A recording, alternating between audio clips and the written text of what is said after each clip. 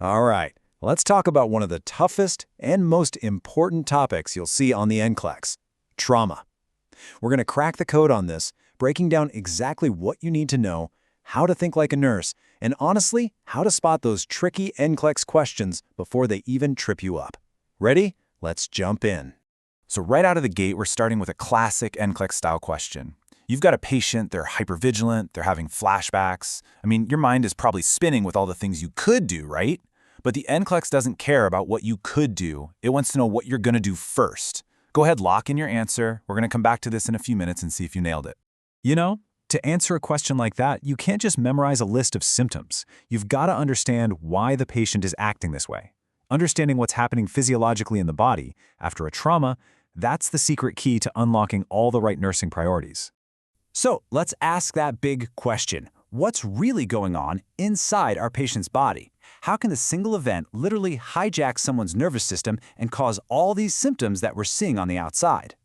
This image right here simplifies it perfectly. Think of it like this. On one side, you've got the sympathetic system. That's your body's gas pedal. It revs you up and gets you ready for action. On the other side, the parasympathetic system is the brake pedal. It's supposed to calm everything back down. Well, in trauma, that gas pedal gets absolutely floored, and sometimes it gets stuck down. So, when that gas pedal is floored and the sympathetic system is going haywire, the body shifts into pure survival mode. We can remember these responses with the 5 Fs. Now, we've all heard of fight or flight, right? But the NCLEX can get tricky. They might test you on faint, which is like a total system shutdown, or freeze, where you're just paralyzed, or even fawn, which is when a person tries to please or appease the threat. Knowing which F your patient is in is a huge clue. Okay, so we get the physiology. We understand the why. Now let's connect that to our actual job, our nursing priorities. Once you get the why, mastering the what to do next becomes so much easier. And that, my friends, is the heart of trauma-informed care. This quote is everything. This is a core mindset you have to adopt for the NCLEX. Your job as a nurse is not to be a therapist. It's not to fix their past trauma. Your priority is to create a safe space and to understand how that trauma is showing up right now in this moment so you can give them safe and effective care. So how do we actually do that? Well, here is an amazing mnemonic to guide every single action you take, the 4 Cs. Think of this as your priority checklist. First, you have to help the patient feel calm. Then, you contain the situation.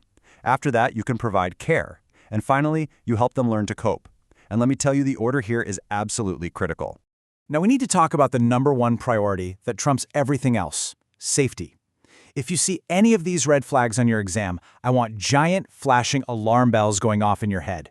Any mention of suicidal thoughts, disorientation, or abuse, that immediately rockets safety to the absolute top of your list. Nothing else matters until the patient is safe.